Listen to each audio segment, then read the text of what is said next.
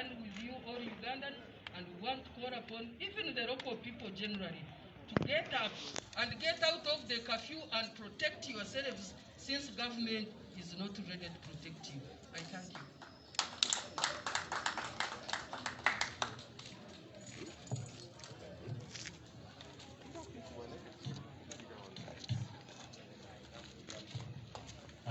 That is our beloved Vice President. She has eloquently put it across.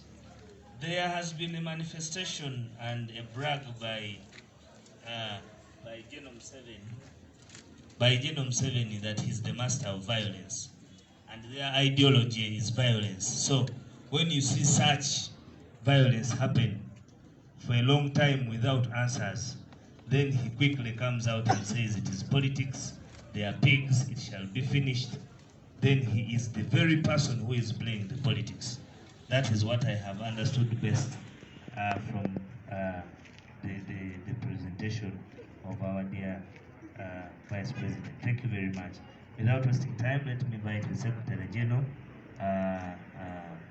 Mr. Lewis, to come and expound more on these occurrences.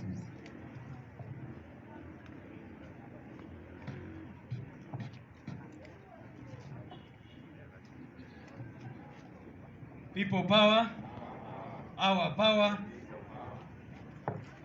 Thank you so much, members of the press.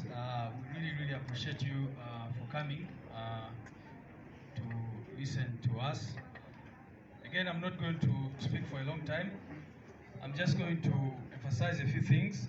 First of all, Madam Deputy President, Deputy Secretary General, party leaders, the honorable members of Parliament here, and of course, you members of the press. I join the Deputy President to send condolences, deep condolences to the people of Masaka, who are indeed being massacred left, right, and center. And we pray that God will rest the souls of those who have been murdered in eternal peace. Again, on behalf of our President, who is not here today with us, but he is away on official duty, he also sends condolences and a message of support to the people of Masaka, and promises at an appropriate time to visit the area. And of course, we know, as we all know, what will happen the day he decides to visit that area.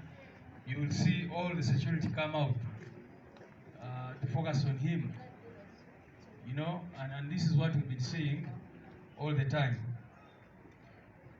While we are having campaigns, you could hardly, you know, look at any distance and you don't see military police, LDUs, all sorts of people, soldiers in the, you know, ordinary camouflage, then those in plain clothes, and all that. But after the elections, of course, that they rigged and did whatever they did, they ceased to care. And that is what we see now, that the people are on their own. The operation was really aimed at making sure that they keep power at any cost. And as you all remember, most of the deployment was in the greater Buganda area, but most importantly in the Masaka sub-region. So we are asking ourselves, if the regime could deploy all manner of security during elections, why can't they now deploy the same kind of security when Ugandans are being killed and the regime claims that they don't know who is killing them? Of course, we have seen what is going on now. Every time there is a security threat, whether caused by whoever, they go around rounding up people, some of whom are later turn out to be innocent people who are just rounded up. Unfortunately, when those people are rounded up, we all know what happens. They torture them, do all manner of things to them. You remember what happened to the Andrew Kawesi suspects, and up to today, some of them, of course, were released without charge, and yet they were tortured, and you know, many of them, their lives completely shattered. The images of the General Katumba suspects are still fresh in our minds. People are just rounded up, some killed on spot, and others, as we speak, are suffering with torture wounds and all that. Of course, a few days later, we saw General Museveni come out to purport to condemn those same things which have always done to favor him and in his name in many instances. So we hope that this is not going to be repeated, because we've seen them begin rounding up people, and that's what they normally do. We are not saying that suspects who are legitimate should not be arrested, but let them have their rights, first of all, protected, and let them be subjected to due process of the law, because many of them turn out to be innocent people who are just rounded up for one reason or the other and taken through horrendous episodes of torture. Of course, the Deputy President talked about the question of compensation. I'll just hint on it very, very briefly. But all people of Uganda remember that in November last year, when over 100 citizens in our estimates were murdered, the regime came out and promised to compensate them. And many Ugandans were asking, how can you go around killing people and then you talk about compensation? What should come first, and what should be given more importance? The protection of the people. And I was very glad to see the Honorable Zake yesterday comment about this in Parliament. There's a clip of General Museveni which many Ugandans have watched, where he said that he will not preside over a country where citizens are killed and security does not know. And this is what has been happening. People are killed and killed and killed. So if you cannot stand by your words as a leader, then there's no reason why you should be occupying that seat, because the most important role of a government is to protect the people and their property. If the government cannot protect the people, if the government cannot protect their property, then it has no business in government. So the question of compensation should not be the focus. Of course, we all know what will happen. They will talk about compensation, but as we all know, what happened to the Nabanja money will even happen to that money. Maybe someone is already targeting it. You say that now we are going to compensate people in MASAKA area, and then the people will not even get this money, as we all know what normally happens in these things. Very finally, I want to emphasize again that the regime in this country, all Ugandans know that many times these are just politically motivated. And I will remind you of the PRA situation. You know, after reform agenda, Dr. Bessie and all that, the regime came out and talked about a shadow rebel movement, which they said was called PRA, and they used that narrative to go after activists of the opposition. They arrested people, especially in areas where Dr. Bessie was perceived to have a lot of support. Many of them ended up in the court-martial, some of them were killed, others ended up in exile. Up to today, some are in exile, because they were claiming that these people were belonging to PRA. So we've seen this happen. When we came up as People Power, the first thing they said, and I used to see headlines from some of their tabloids, that now People Power is training rebels. People Power is, we have made it clear, the struggle in Uganda is a non-violent struggle against dictatorship, and we are certainly going to succeed in this struggle. The same regime which claimed that Honorable Chagulanyi had guns in Arua, in his hotel room, can definitely lie about anything. You know, they've come up every day to make all sorts of ridiculous claims against their opponents in order to either embarrass them, but most importantly, torture them and persecute them. So we must condemn that. Finally, we continue to demand for the release of all political prisoners. Up to now, as we speak, we still have hundreds of our people who are in detention in different prisons. We hope that those people will be released because they did not commit any offense. I thank you so much. May God bless you.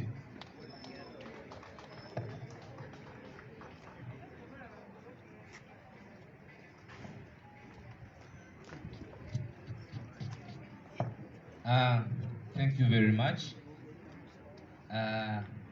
Just to take note, the Luganda will be taken over directly by the MPs from where we are going to be speaking from. So, in the interest of time. Ladies and gentlemen, let me invite our Deputy Secretary General, who is a former...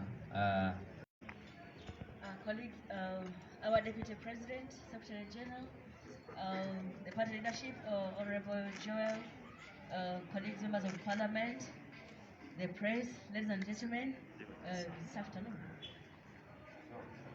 Still good morning. Good morning to us. I won't have made a comment. I was going to restrain myself from speaking, but I thought I should speak on behalf of the Muslim community that I know that is persecuted day and night. Now, when you're Muslim and you're in a position, that's now double jeopardy. I don't know what Muslims did to President Museveni. I rose because Museveni made a statement and he said these are pigs, and I'm made to understand that whenever he mentioned the word pigs, he's intending to annoy Muslims. On one radio talk show, we were with one of the highly placed NRM people, and he said, you know what the president says Muslim? He means, rather pigs, he means Muslim because he knows it's very annoying. President Yoweri Kaguta Museveni, many of the Muslims chose not to support you for genuine reasons, and you have continued to harass and persecute the Muslims. When Kawes was killed, 90 people were arrested. In his statement, 2017 statement, President Museveni said 90 people were arrested, 7 of whom were Muslims, and only 7 were produced before courts. But majority of those that were arrested were tortured. Many of them cannot even help their families anymore. They cannot earn a living, they cannot work. Some of them cannot even bear children anymore.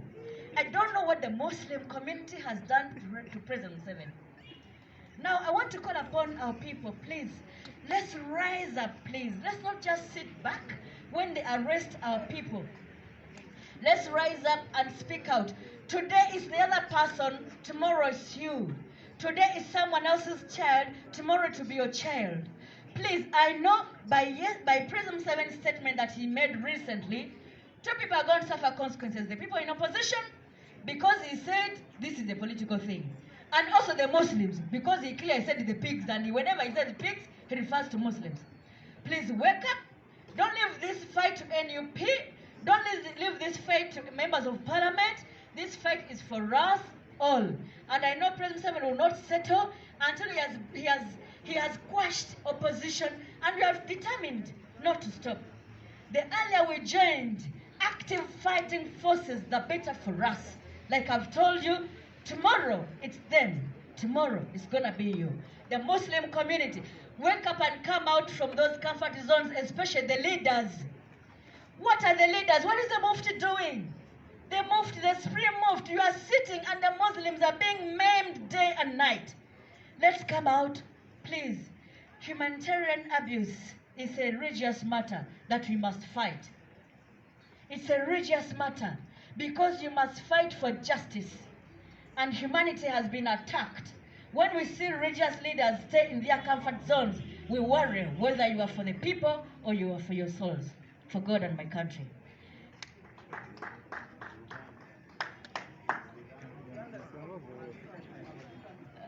Public demand has demanded in Yogede Monogana. Okay.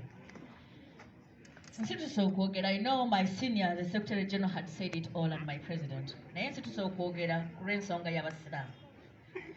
President Museveni, buli lwakola statement, n'avuma abantu embizzi abavuma abasiraamu. Kyava mu kamakamba ka parliament atula mu NEC nga tutudde ku radio emu. N'agamba nti otegeeza abasiraamu, tutegeeza abasiraamu. Tomanyi nti abasiraamu tebaagala mbizzi. Lwenzukuka nti this man buli kaseera abavuma abasiraamu. Kati yagambye nti zino embizzi ezitta abantu. Kitegeeza nti ategeeza abasiraamu. No wonder be bakakwata abasiraamu be basingako obungi. Siina mutawaana kukwata musiraamu ng'alina kyakoze. Ne bw'aba omusiraamu oba ne wa muganda wange, nyina omutawaana munene nnyo okumukwatira obwereere. Kaweesi bwe yafa, President Museveni yagamba nti abantu 9 baakwatibwa. Tutulesinze abantu 9 baakwatibwa, ku bantu 97 baali basiraamu. Ku bantu abaakwatibwa, only 7 be baatwalibwa mu kkooti. Naye abo abantu abaakwatibwa baakubibwa, baatulugunyizibwa, tebakyasobola kukolera amaka gaabwe, tebakyasobola kubeera mu bulamu obwa bulijjo. Ku bo bangi bakwatibwa bwereere, y'ensonga lwaki ne mu kkooti tebasobola kubatwalayo. Singa balina obujulizi, singa batwala mu kkooti. Ku lw'abantu abakwatibwa obwereere, nze simanyi President Museveni abasiraamu kye baakukola. wakijjanya abasiraamu President Museveni even before you came into governance abasiraamu babanye ekyaliwo embalala bwe bakwatibwa ne battibwa ku bwerere we don't know what the Muslims did to Museveni abasiraamu bagenze maaso okukijjanyizibwa gavumenti eno ekisingako okunnuma nti abakulembeze baffe mutuula ne musirika ne mutayogera wano Kaweesi bwe bassa omwana wa Katumba Wamala bazinzeeko omuzikiti Mulamba omwazinyi omuwalimu na bonna kati n'abantu abakulembera obusiraamu kulekolevu bati okupracticinga obusiraamu nga bwe bulina okubeera kubanga bagamba the fundamentals abakola obusiraamu nga bulina okubeera mu be batujju. My dean does not preach hate. Eddiini yange tetendeka butujju, tetendeka kutta bantu, etendeka mirembe. Kyovula tutambuza salaamu buli we tubeera tugamba salaamu alaikum emirembe gibeera nammwe mwenna. Twagala salaamu eyedde abakulembeze baffe mufti wa Uganda. Lwaki osirika nga ba imaamu bo babakwata? Lwaki osirika ng'abazinyi babakwata n'omusajja gwe batajuuza omwazinyi w'omuzikiti day night ku subuhi ku dhuhuri ne ku asuri yakola ddi obuyeekera gwe mugamba nga beera ku muzikiti ebbanga lyonna? Supreme Mufti ow'ekibuli lwaki osirika? Where are you? Bwe mutatulwanirira abakulembeze baffe ab'eddiini tutandika okulowooza nti ndowooza eby'eddiini mwabivaako muli ku byansi muli ku byammwe. Kubanga eddiini egamba kubeerawo kulwa bulungi bwa muntu, obulungi bw'omuntu okubeerawo, obulungi bw'omuntu bubadde attacked. Mukozeewo ki? Mwe mutusomesa nti ekibi bwe kibaawo kozesa omukono gwo okiggyewo, oba tosobola kozesa olulimi lwo okiggyewo. Temukoze omuntu abeerawo omulundi gumu n'agenda. Muyimirire tutaase abantu baffe. Gwe mulanga gwenjagala bakubira ku lwa Katonda n'ensi yange. Neyanza mukama wange neyanze.